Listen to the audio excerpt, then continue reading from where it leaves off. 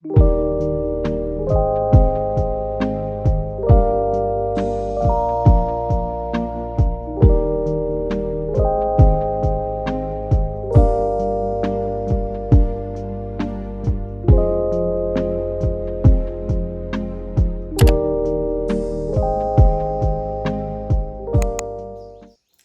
කොහොමද?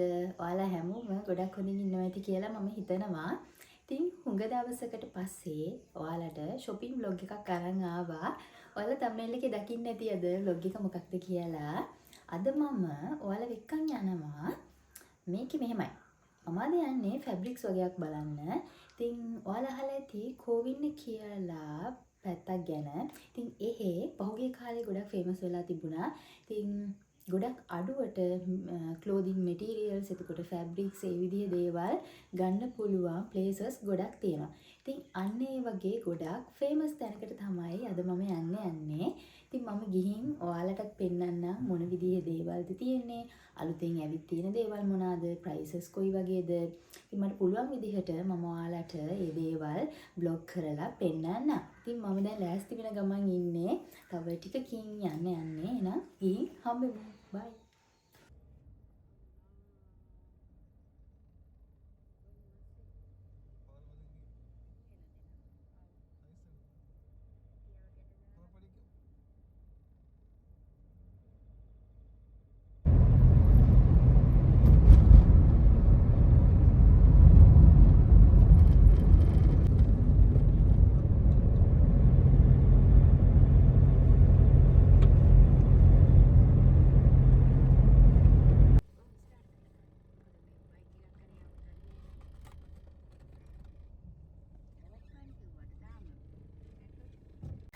ඉතින් මම දැන් ඇවිත් ඉන්නේ කෝවින්නේ තියෙන ඉසුරි බ්‍රයිඩල් කියන ෂොප් එකට.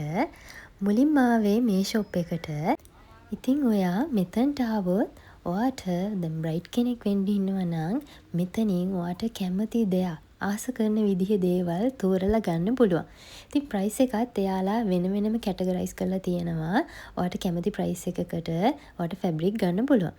ඉතින් කියන්න ඕනේ මම මේ වීඩියෝ එක රෙකෝඩ් කරලා හුඟ දවසක් වෙනවා. ඉතින් මට මේ ෆැබ්‍රික්ස් වල ප්‍රයිසස් ඒ දවස්වල මතක තිබුණා. ඉතින් මම දැන් වොයිස් ඕවර් එක දානකොට මට ප්‍රයිස් එක නම් හරියටම මතක නැහැ. ඉතින් ගොඩක් වෙලාවට බ්‍රයිඩ්ස්ලා එයාලගේ සාරි එක එහෙමත් නැත්නම් කැන්ඩියන් එක මොන හරි ෆ්‍රොක් එකක් වගේ ඩිසයින් කරගන්නවා නම් ෆුලි මේ ෆැබ්‍රික් එකකින්ම කරන අය ඉන්නවා. එතකොට ටිකක් ප්‍රයිස් එක වැඩි වෙනවා. ඉතින් එහෙම නැතුව ඔයාට පුළුවන් මේ ෆැබ්‍රික් එකකින් කොටසක් දාලා අනිත් කොටසට වෙනස් විදිහේ ටිකක් අඩු බජට් එකක තියෙන දෙයක් දාලා වුණත් ලස්සන ඩ්‍රෙස් එකක් හරි සාරි එකක් හරි හදාගන්න. ඉතින් මමත් ඒ විදිහට දේවල් ටිකක් බල තමයි දැන් මේ ඉන්නේ. ඉතින් අපි බලමු මම හොයන විදිහේ දේවල් මට හම්බ වෙයිද කියලා. ඉතින් කියන්න ඕනේ මගේ වොයිස් එක මේ දවස්වල පොඩ්ඩක් අප්සෙට් වෙලා තියෙන්නේ. අසනීප වෙලා ඉන්න හින්දා. ඉතින් ඔය තියෙන්නේ ලස්සන එක එක විදිහේ ෆැබ්‍රික්ස් මේ වලට කියන නම් මම දන්නේ නැහැ ඇත්තම කිව්වොත්. ඉතින් ඔයාලට ගිහින් බලලා ගන්න පුළුවන් එයාලගෙන් අහලා. ඉතින් එයාලගේ හොඳ සර්විස් එකක් තියෙනවා. එතනට ගියාම අපිට අවශ්‍ය කරන දේවල් හරියටම එයාලා හොයලා මැච් කරලා දෙනවා. දැන් සමහර shops වල අපිම ගිහින් හොයන්න ඕනේනේ. ඉතින් එයාලා හැම ලොකුවට එන්නේ නැහැ ළඟට. අනිත් එක පිටකොටුවේ වගේ හරිම ගොඩාක් කට්ටිය ඉන්න තැන්වල එහෙම අර කියලා දෙන්න එහෙම එන්නේ නැහැනේ ලොකුවට. ඉතින් මෙතන එහෙම නැහැ. එයාලා හොඳට දේවල් මැච් කරලා කියලා දෙනවා.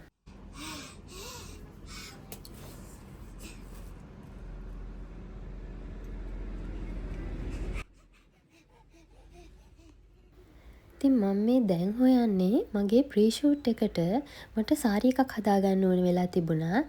ඒකට මොනවද තියෙන ෆැබ්‍රික්ස් කියලා තමයි මම දැන් බලන්නේ. ඉතින් මෙයාලගේ උඩ ෆ්ලෝ එකේත් ওই විදිහට ෆැබ්‍රික්ස් එහෙම තියෙනවා. අනිත් එක එයාලගේ බ්‍රයිඩල් ෆ්‍රොක්ස් එහෙමත් උඩ දාලා තිබුණා. ඉතින් මම ඒ විදිහට ෆ්‍රොක් එකක් ගන්න මගේ අයිඩියා එකක් නැහැ. මම හදාගන්නනේ ඉන්නේ. ඉතින් ඔයාලටත් පෙන්වන්න චුට්ටක් මෙතන වීඩියෝස් ගත්තා. ඉතින් ওই විදිහට ලස්සන ෆ්‍රොක්ස් එහෙම තියෙනවා. ඉතින් ඔය ෆැබ්‍රික්ස් ටිකක් උඩක් දාලා තිබුණා. ඊළඟට ආවේ විශ් ෆැබ්‍රික්ස් කියලා ඒ හරියම තියෙන ෂොප් එකක්. මේකෙත් ඉසුරි බ්‍රයිඩල් එකේ වගේ තියෙනවා. ඒ වුණත් ඒ තරම්මම නැහැ මේකේ දේවල් ගන්න පුළුවන්. ඉතින් මම මේකට ආවේ මගේ වෙඩින් ඩ්‍රෙස් එකට මම උඩට ඒ කියන්නේ වෙනමම විදිහේ මොන හරි ෆැබ්‍රික් එකක් තමයි බැලුවේ. යටට මම දාලා තියෙන්නේ ඇමරිකන් සිල්ක් එකකින්. ඒකෙන් මම යාර පහමාරක්ද කොහෙද ගත්තා මට මතක විදිහට. මොකද ෆිෂ් ටේල් ටයිප් ඩ්‍රෙස් එකක්. ඒතර ටේල් එක චුට්ටක් දිග නිසා තමයි ඒ වගේ ප්‍රමාණයක් ඕන උනේ. ඉතින් මෙතන බල යද්දී මට හම්බුණා ලස්සන ෆැබ්‍රික් එකක්. ඒ කියන්නේ ලේස් එකක් වෙනමම සෙට් කරපු. ඉතින් ඒක මේ ඩ්‍රෙස් එකට තියලා මහන්න තමයි තියෙන්නේ.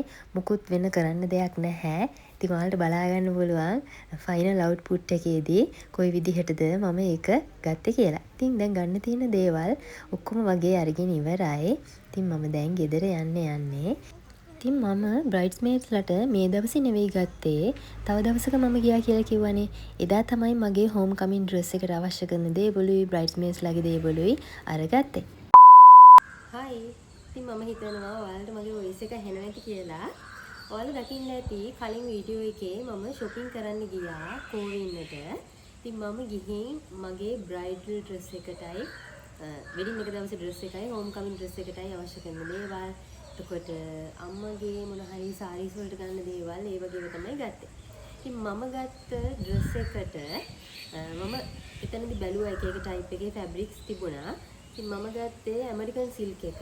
මොකද ඒ ඩ්‍රෙස් එකට ගොඩක් හොඳට මැච් වෙනවා. අනිත් එක අර ගොඩක් බරක් දැනෙන්නේ නැහැ. ඒකේ අනිත් එක මගේ ඩ්‍රෙස් එක මම හිතුවේ හදන්න ෆිෂ් ටේල් ටයිප් එකට. ඉතින් ඩ්‍රෙස් එකේ ෆොටෝ එකක් ඔයාලා දකින්න ඇති මම පෝස්ට් එකක් දැම්මා. ඉතින් ඒ ඩ්‍රෙස් එකේ ඔයාලා දකින්න ඇති මේ උඩ පාර්ට් එකට මම දැම්මේ දැන් ගොඩක් වෙලාවට බ්‍රයිඩ්ස්ලා දාන්නේ fully white වලින්නේ. මට ඕනුනේ නැහැ ඒ විදිහට දාන්න. මොකද මගේ ස්කින් ටෝන් එකත් එක්ක හොඳට මැච් වෙන විදිහට. يعني ස්කින් ටෝන් එක මෙන්න මේ හරියේ හොඳට පේන විදිහට තමයි මම අර ඔයාලා දකින්න ඇති පොඩි නිකන් මොනවද තියෙන්නේ පර්ල්ස් වගේ තියෙන පොඩි වෙනමම මේ ෆැබ්‍රික් එකක් එතනට තියෙනවා අලවලා. ඒක ගැන මම කියන්න. ඉතින් මේ විදිහ එකක් තමයි මම කරේ. ඉතින් මගේ ඩ්‍රෙසස් ඔක්කොම කරලා දුන්නේ මට මම අඳුරන ආන්ටි කෙනෙක්. ඉතින් එයා මට හොඳට මම කියපු විදිහට සමහර ඒවා චුටි වෙනස්කම් කරපු තැනුත් තිබුණා. ඉතින් ඒවත් එයා බැහැ කියන්නේ නැතුව හැම දෙයක්ම හොඳට කරලා තිබුණා.